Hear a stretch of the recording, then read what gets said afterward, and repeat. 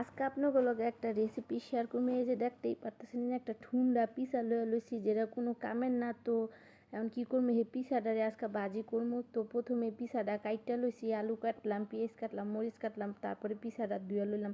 তারপরে একটা কড়াইয়ের মধ্যে দিয়ে দিলাম তেল, তেল দিয়া পেঁয়াজটারে ভাজলাম, মরিচ দিয়ে দিলাম, তারপরে দিয়ে দিম আলু কুচি।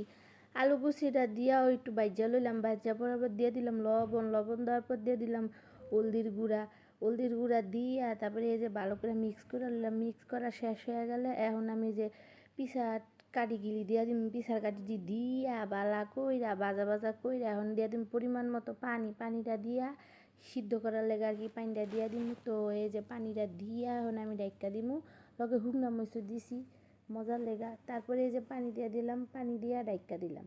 তো আমি এর মধ্যে আরেকবার উঠাইছি, উঠে দেখলাম যে ওইসে নি, না দেখি না দেখি হয় না। তো আবার আমি ডাইক্কা দিছি।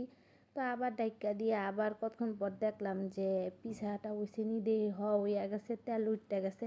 তো এটা ভালো করে ভাজা ভাজা কইরা একটা প্লেটে ডাললাম।